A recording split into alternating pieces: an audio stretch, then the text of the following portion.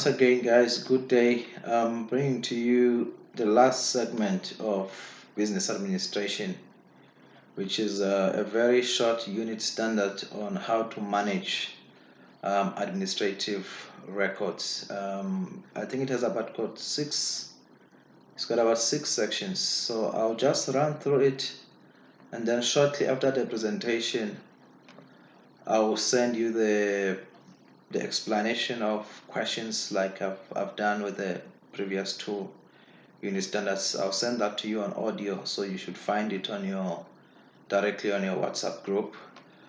Basically, we'll look at six sections on this unit standard. Section 1, we'll look at the type of information that must be protected by your organization. As you know that companies, what makes a company exist is the intellectual property that the company owns. So this information must be protected because information is what makes you who you are. Basically, your information is your wealth, so that must be very much protected. And section 2, look at guidelines for effective stationery handling in an office. When you run a company or when you run a club, you would from time to time need to distribute stationery to your staff members. As you all know that one of the ways to cheat an organization is to mismanage stationery. People can steal stationery, and every time they steal your stationery, you lose money because what it means, the stationery will run out faster than it should, and you have to buy over and over again. Section number 3 will look at how to reduce waste of office stationery. Like we said earlier on, how do you minimize theft? How do you make sure that people don't steal your stationery? And section number 4 will look at how to order office supplies. Now, office supplies is not only stationery. It could be your tea and coffees. It could be your detergents, things you use to clean your office. It could be your stationery. Now, all these things must be well managed so that they don't run out before time. And we'll also look at the stationery requirements. Section 5 is a very short, just one slide. The stationery list for your office, it talks about what is needed. And the last section, which is like section 6, it talks about effective office management skills. So let's get down to it, and I think this is going to be the shortest presentation in this module. Now, like I said, section number 1, it talks about type of information that should be protected. Like I said earlier on in this presentation, that the organization is the intellectual property that belongs to it. So to run a successful business, you have to find ways to manage your information because it takes a lot of time to develop documents. So it's very important to manage or to even limit the circulation of documents. So let's go on. I'll take you on a journey on these things. The first thing that you need to manage very well is your intellectual property. Intellectual property is basically your documents that you've spent time developing. For example, if you look at us as the academy, we have intellectual property that we have paid thousands of money to get, such as our manuals, our policies, our portfolios, our learner guides. These things we've paid developers to develop for us. So what we do, we have to manage them very well by limiting circulation. Even among staff members, there are certain staff members that we cannot allow to handle certain documents because some of our intellectual property is very sensitive. If it gets missing or it gets lost, the company can lose a lot of money, or if it gets duplicated without our knowledge, because all our license fees, they are attached to these documents. So we trying our best to minimize circulation. That's why a lot of our material, we prefer to hand it out in hard copies. If you do hand it out in a soft copy, you may need to PDF, as much as we are aware that there are smart people out there who know how to unlock a PDF document. So that's why sometimes we send screenshots, because we know if I take a screenshot, there isn't much that you can do with it unless you want to retype the whole document. So intellectual property has to be managed because it's the wealth of the organization.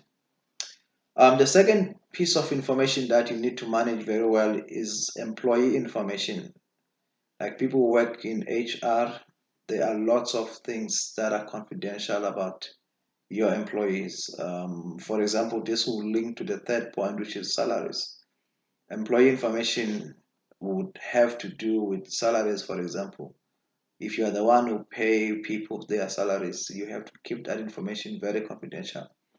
We cannot find people's pay slips lying on top of your table. So these are very sensitive documents that must be really protected and be kept secret. Other information could be financial documents that must be kept. For example, how much people have received on bonuses, the budgets of the company, the profit, how much did we make this month. So, as a manager, for example, or as an owner of the club, um, you should keep those things confidential, because I mean you cannot disclose how much income the club has generated to an ordinary club member, because it doesn't concern the person. And of course, most people, once you tell them these things, they start having ideas, and so many things can come from there. Now I want us to look at the steps that can be taken to better protect confidentiality of your information. The first thing you can do is to separate confidential information. Now, meaning you separate confidential information from other information. That's when now things that are confidential, you may need to lock them up, or if you are the manager, you may need to keep them only in your office because you are the only one who uses the office. Whereas public information can be on a normal filing room whereby everybody can go and see if they're allowed to see. The second thing you can do is to lock up confidential information. Lock up a place that has got a key, place that needs a password, meaning that information must not just be available to anybody because it is confidential. Usage of passwords: if maybe your computer has got very confidential information, you may need to password your computer, or password a folder, or password a document, so that not everybody can have access into that document. Mark some documents as confidential. I'm sure you have seen it before, whereby a document has a sticker that says confidential, as much as some people are more interested on what is written confidential. But if you see something written confidential, um, if your mind is working properly, you will know that you should not open it. Put policies in place. Policies are there for a reason. And one of the things that policies say is that this document is confidential. For example, if you work in finance, one of the things you should do, or you work in HR, or anybody who deals with sensitive information, that person should sign something we call confidentiality clause. Confidentiality clause, what it says that I will keep this information private and secret. Should I disclose this information, I could lose my job. So that policy, it helps the people who deal with sensitive information not to talk about it, because it's very sensitive and confidential. Like I said earlier on, like somebody who pays salaries, even the CEO salary is processed by you. You can't go around the passage and be telling everybody and be asking them, do you know how much the CEO earns? You just cannot do that. That information is confidential. It's only for your own eyes. You cannot even discuss it with your spouse when you go home. Don't email very confidential documents. Some documents are very confidential to be emailed. And because, think of a situation whereby a staff member have resigned, and this person you've emailed very confidential and highly sensitive information. You see, and remember that many people, before they resign, they've resigned. So they resign before they resign. So before they hand over the resignation letter, if you find that the person took a decision 6 months ago that I will resign. So what they do, they collect all the company information, which is intellectual property. They pile it, they pile it. Once they've received everything, only then they submit to you a resignation letter. So you must always have these things in mind. Those of you who are running sport clubs, always think that as an owner of the club, my intellectual property is my information. I've paid for it with my time, so I have to protect it. Clean up laptops before handing them over. If maybe there's a new staff member and the person must be given a laptop, always check what is in the laptop. If maybe the laptop was used by somebody from HR, that laptop may need to be cleaned up. You may need to format the hard drive so that there is no information in it that doesn't concern the person who will be using it. So those are some of the key areas that we need to look at. Section number 2, we look at guidelines for effective stationery handling in an office. Basically, you all know that people steal. That is a fact. People steal things, and don't see yourself as a boss or as a boss of an organization. Rather, see yourself as somebody who's running his or her own club. That if you are running your club, how do you make sure, or how would you make sure that you protect your stationery from those who use it? So one of the things you can do is to use order forms. What it means is that when staff members are short of stationery, they must submit a requisition form or an order form.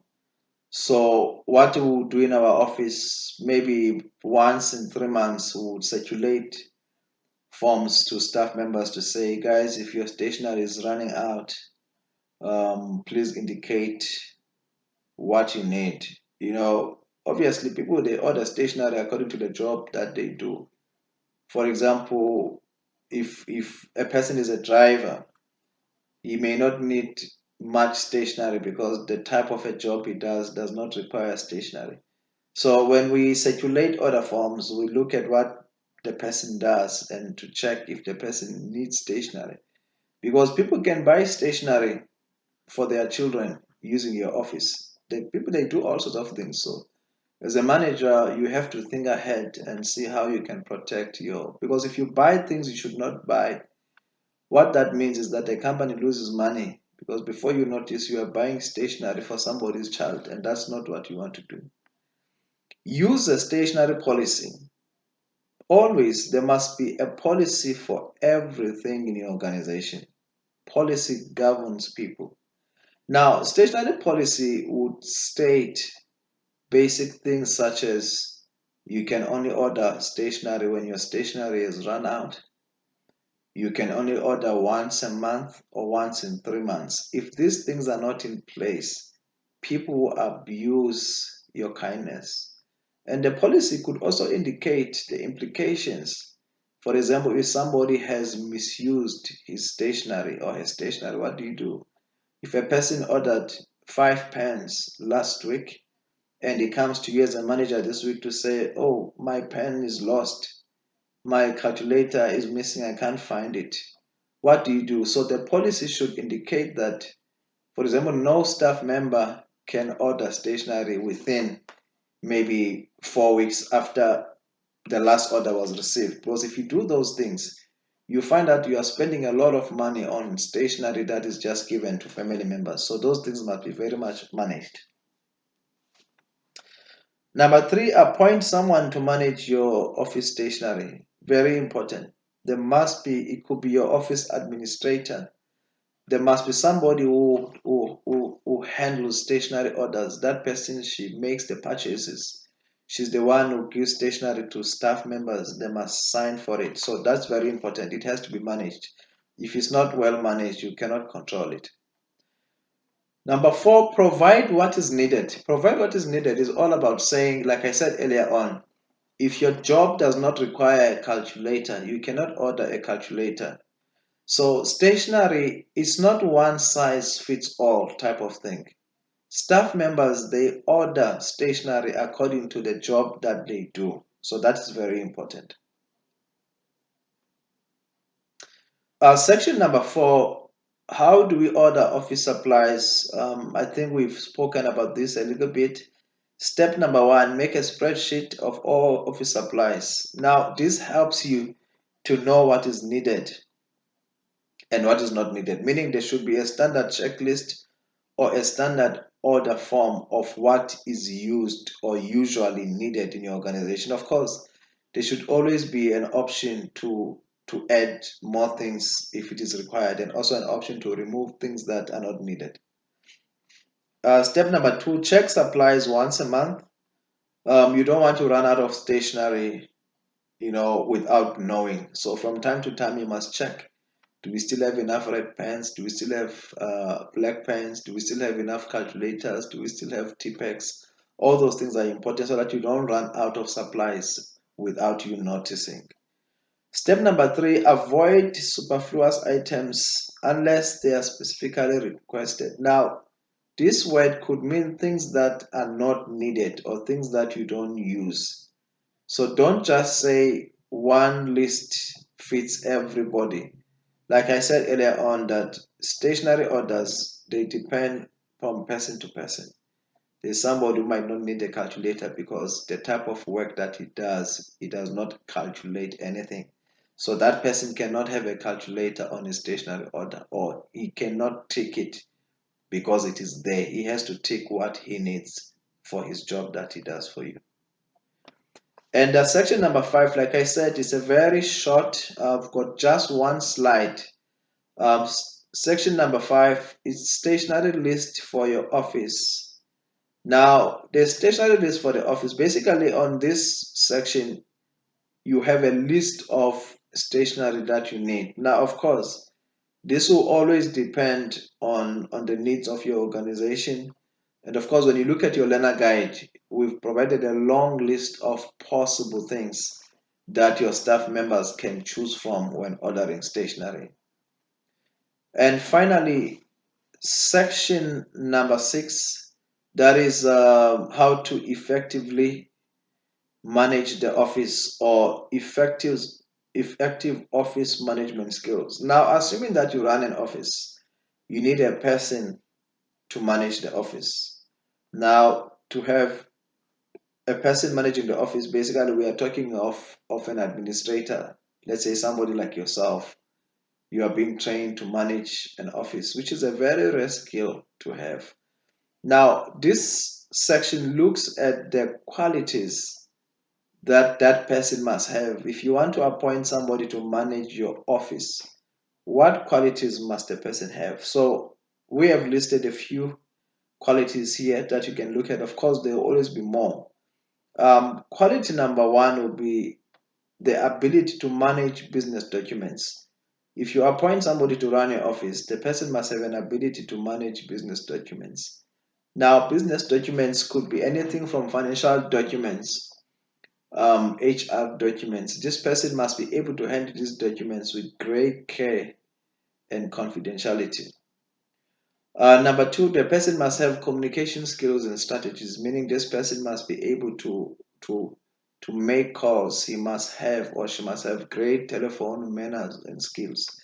This person must have great writing skills, because this is the front of your business. This is the person who will be relating with the public. This is the person who will be sending out emails to your members. So this person must have great business writing skills as well as communication skills, because that is important for the type of work that the person will do.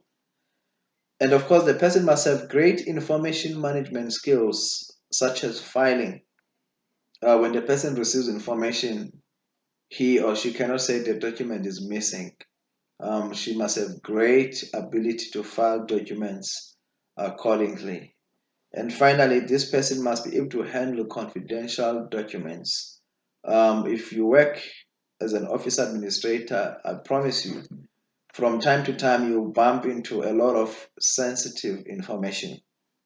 And now, what to do with those documents is very important. In fact, that's how people get fired. That's when they tamper with confidential information or when they steal or misuse confidential documents. And if that happens, you could lose your job. So this is a very, very important chapter or unit standard. Now, I want us to look at a few things before I end this segment.